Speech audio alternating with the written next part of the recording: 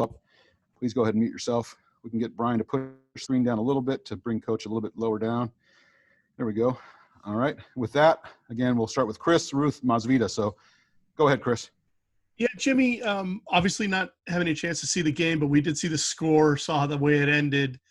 For the fans out there, obviously we're seeing a lot of initial reactions, and it's not like, oh, wait, how great the defense was, but then the touchdowns didn't come. The quarterbacks obviously didn't perform as well as expected. Can you kind of give us some insight on how the offense did on Saturday?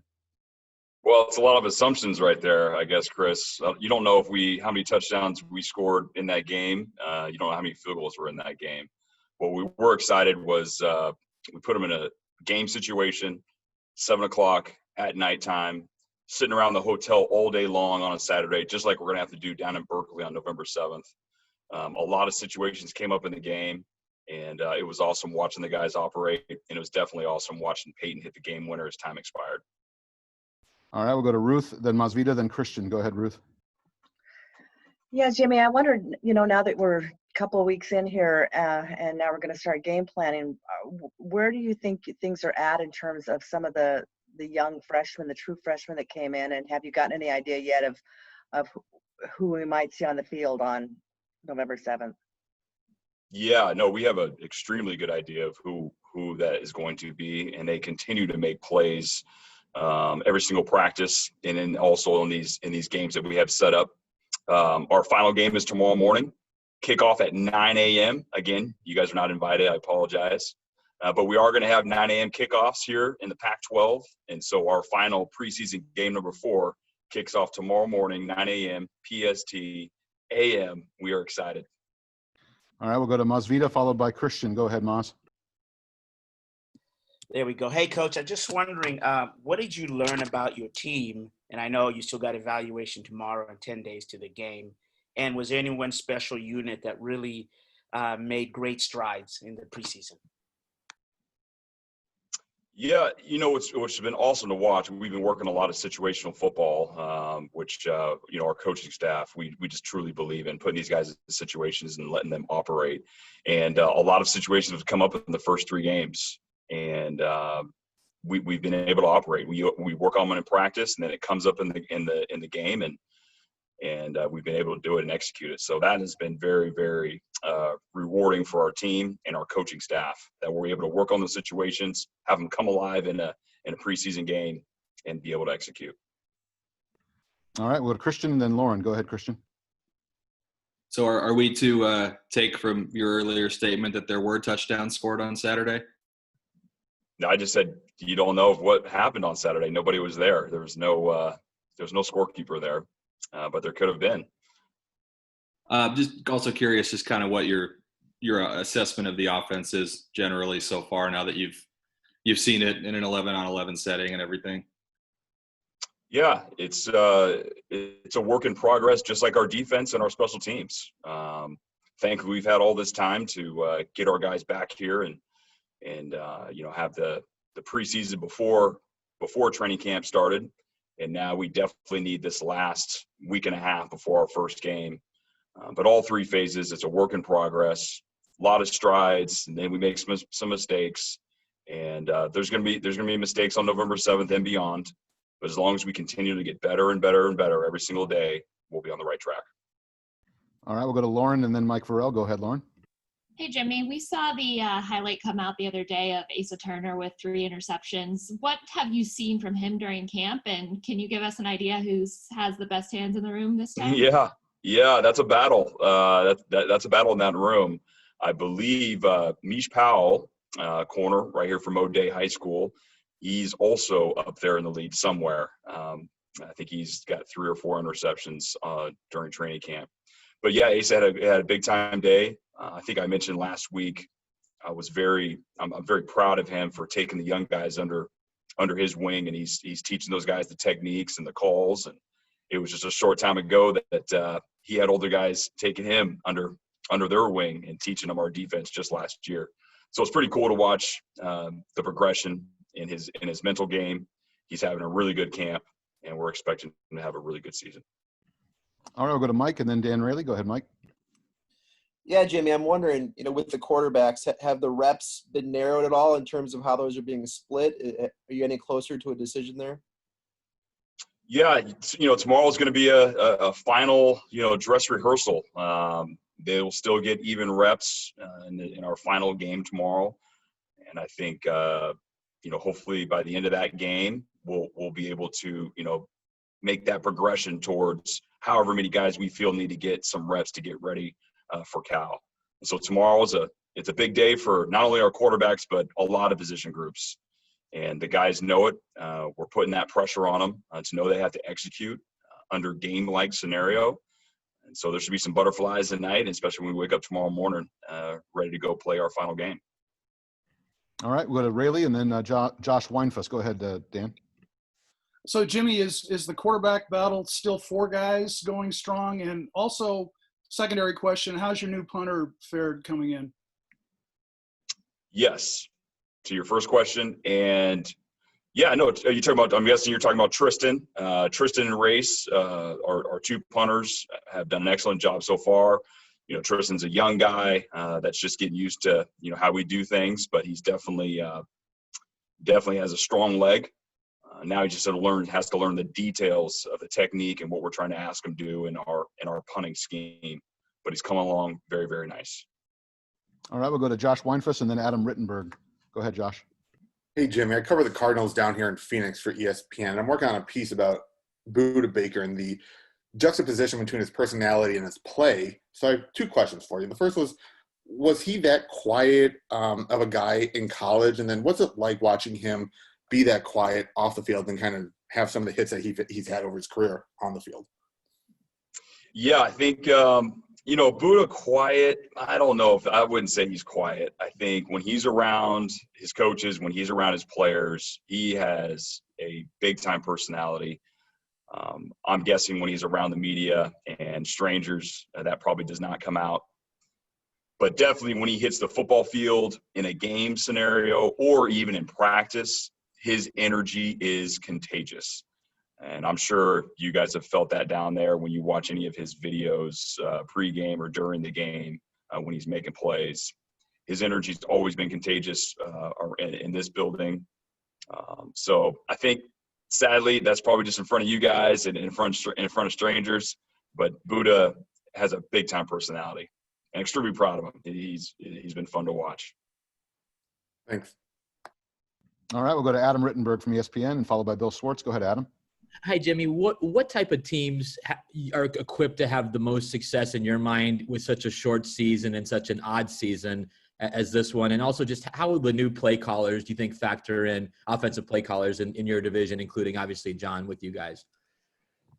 Yeah, I think as always, I believe, even in this obviously abnormal year, I think if you can play solid defense, that's going to keep you in the games.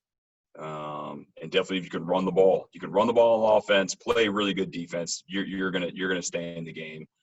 And I think out here in the Pac-12, there's a handful of defenses that are returning a lot of starters with really good schemes. We're going to play some defense out here out west.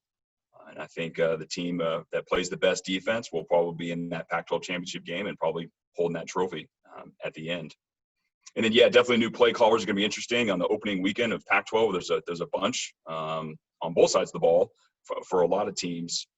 And so, a lot of people are going in there blind a little bit. It's going to be, we're not sure what we're going to see on offense or defense for a bunch of opponents. And so it should be an interesting opening weekend for the Pac-12. All right, we'll go to Bill Swartz. Go ahead, Bill. Good morning, Jimmy. Last night in the World Series, we saw a controversial managing pitching change. I'm wondering, as a head football coach, if you had to make a quarterback change in a game, would it be based on analytics or gut feel or a combination of both? Well, that's easy. That's going to be more, I wouldn't say gut feel, but more collective between me and the offensive staff if we had to do something like that. Definitely wouldn't be analytics, but I'm not saying anything negative about anything that happened last night because I'm sure there was a lot of thought and process and going whatever decision was made. I know that's a hot issue right now. I will say this, my good friend Blake, I wish we all got to see him pitch as many innings as possible, because he was definitely throwing it, and those guys were having a hard time hitting it. But I don't know what goes into, their analytics. It obviously got them all the way to the top of the mountain of the World Series. But definitely for us, it would be a collective decision between myself and our offensive staff. It would not be based on any analytics. Thank you. All right, our next question will come from Josh, but I don't have a last name on Josh. So if you can introduce yourself, go ahead, please. It's Josh Kirschenbaum. I'm back. Oh, got it. Okay, go ahead, Josh. Back. What's up, Josh? All right, how's it going? If you're simulating a 9 a.m. game tomorrow, do you guys have a wake-up time? Are you condensing warm-ups or any of that prep just because it's so early?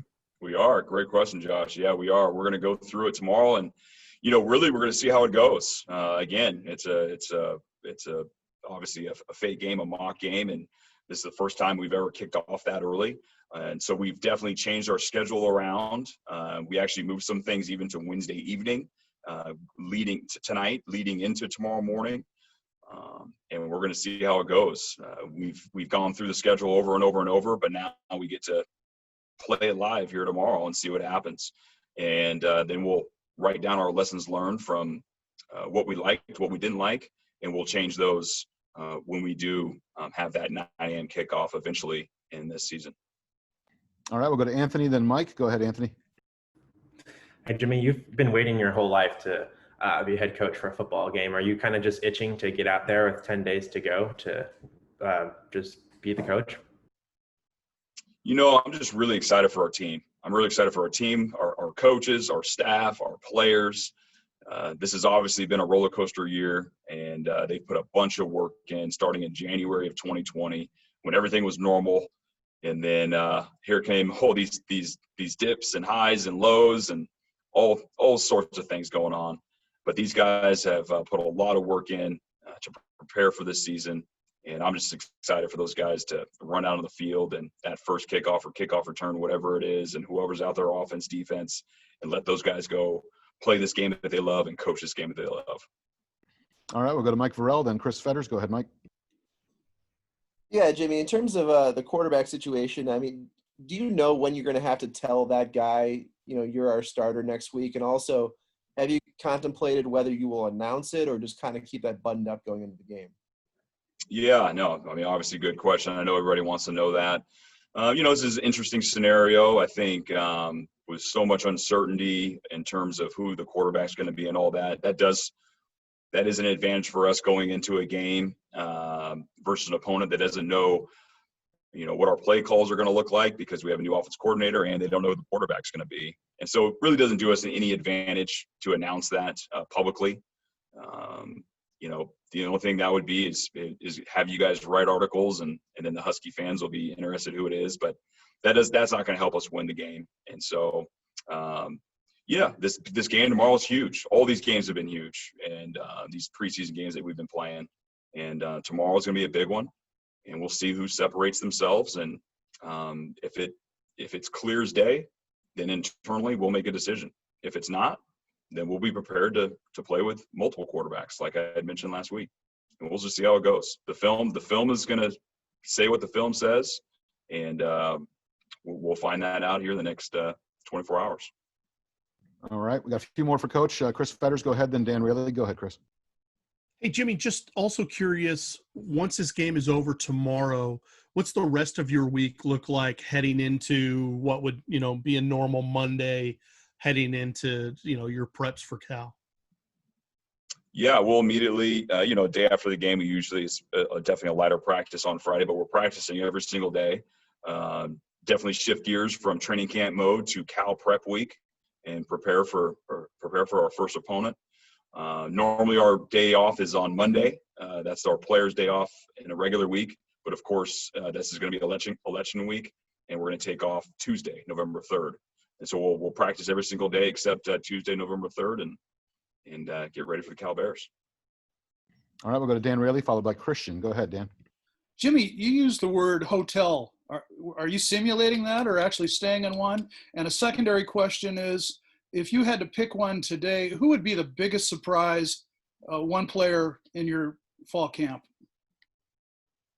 Yes. So to answer your first question, we do this every single year, not just this year, but yeah, last week we stayed at our normal team hotel, our home team hotel last Friday night, before we played our preseason game number 3 last Saturday. So that's typical, everything that we usually do. And then what was not typical is we had to go through a bunch of new protocols, how we eat, how we're sitting, who's staying with who. And it was definitely an exhaustive approach to how we were going to get this thing off, keeping the coronavirus at bay. And, I got to thank, Tim Saha, Darren Nystrom, Deb Goldstein, our director of football operations, Amanda Forche, my executive assistant. They just did an unbelievable job of just putting this thing together, and we pulled it off. And the guys did well with the new format, and so that'll be the format that we use on the road, and also when we stay in our team hotel here for home games. So it's definitely a good thing that we did as a team. And then, somebody that surprised me, I'm definitely not going to mention anybody new or anybody that you guys will write an article about and then our opponent will read about it. But I will just say I'm excited about Elijah Molden. He's made a bunch of plays, which is typical. I'm excited about Kate Otten. He's made a bunch of plays as well and been a great leader. Jackson Kirkland looks athletic and is really loving the new offense and the new terminology. And also Keith Taylor, who's playing like a senior. So I'm excited about those 4 guys. All right, we'll take 3 more. Christian, then Tim Booth, then Kim. Go ahead, Christian. Yeah, Jimmy, obviously coaches talk a lot about how you don't know the true character of a team maybe until they deal with a little bit of adversity during a season, a loss or something like that. I'm curious if that might also apply to the COVID-19 protocols you guys have in place, that, if things don't go so well early, or maybe a team loses a game or 2 here or there. Do you think that maybe motivation might be an issue to adhere to those strictly, considering what's already happened at some places around the country? Yeah, I think we've been through so much adversity already. We've learned a lot about ourselves in this last 7-8 months. We've had people that have had the virus, recovered, had to quarantine. We've had guys that haven't had the virus but have been around the guys, and they've had to quarantine for 3 separate times, and that's 3 times 14 days. I mean, we've had a bunch of things go on, and it's not just us. This has gone on in a lot of teams and workplaces across the country where we have found out about ourselves. But definitely moving forward with football, for sure. I mean, this is going to be our first, obviously, real game, and it's not all going to go perfect. There's going to be a turnover. There's going to be a big play by our opponent. How are we going to respond? And we will definitely find out here shortly. I do know this. We've put these guys through some hard situations in the weight room, in conditioning, and practice, and in our games. So we are prepared for hard things and prepared for difficult things that are going to come at us, and then we're going to have to be able to respond. All right, we'll go to Tim and then Kim and call it good. Go ahead, Tim. Hey, Jimmy, 2 things for you. You've obviously talked about being a proponent of the 9 a.m. games, and is doing the trial run tomorrow, is that just in case, or do you have indications that you might actually get one scheduled? And then secondly, you obviously saw Dylan and Jacob last year on scout team and in other ways at quarterback. What have your impressions been of Kevin now that you've just seen him on the field for a few weeks now? Yep. So, okay, now you got me on the court. The first question, I'm sorry, Tim. What was the first question again? About the 9 a.m. games. The 9 a.m. games. I'm sorry. That you might actually have one. Yeah. No, so I mean, I wish I knew our times. We don't know our times until, we find out when you guys find out. So we just know one time right now, and that's 7:30 November 7th. That's the only time that we know. But it was announced to us, to the whole Pac-12, that there's a possibility that there's going to be 9 a.m. games. And so for us, we're all about preparation around here and being prepared.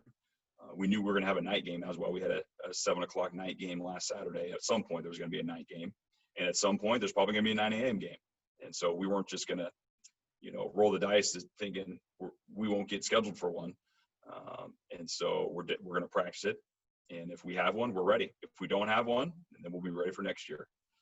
But at this point, guys, we are grateful to be playing football, and we will never complain about any time we're playing football.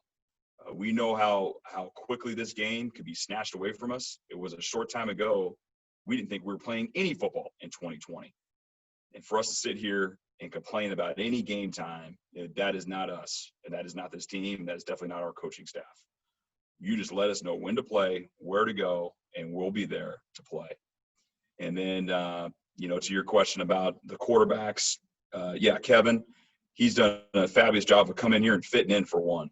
Here's a guy that's played on, 2 other teams, doesn't know these guys from anybody. And now, he's meeting guys on Zoom screens and, then finally, eventually in person. He's done a fabulous job of fitting in. He's a great guy and he's a dog. But what you guys have seen on his tapes from prior years, the guy can run and he can throw it and he's smart and he's played football. So he's made definitely some veteran moves out there, and because he's been there and he's seen it. He's played college football. But I'm excited about him. I'm excited about those other 3 guys. We have talented guys. Now we just got to see who's going to be the starting quarterback for the University of Washington here next week.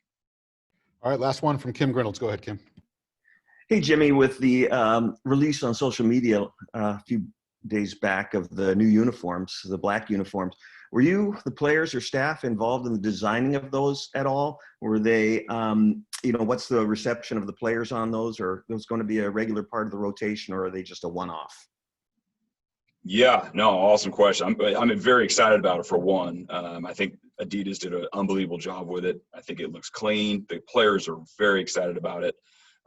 Every single year, Adidas is going to do one uniform for us. That's going to be different, and it's going to be different every single year. I did not have a choice. This was already decided way before me, so they had already done this. But I'm excited about it. I think it looks really slick. They did a really good job with all the exterior stuff with the arms and the legs and the cleats. And as you guys know, we have a lot of tradition here at the University of Washington, and we will always wear our traditional uniform for 99% of our games. But then we're going to let our players have fun with one game. And so this year, I'm not sure which game it's going to be, but I know our players will have fun with it, and our fans will have fun with this one uniform for this game. All right, everybody, thanks for joining in. Thank you, Coach, for your time. We'll see you again next week, everybody. Thanks. Thank you. Thank you.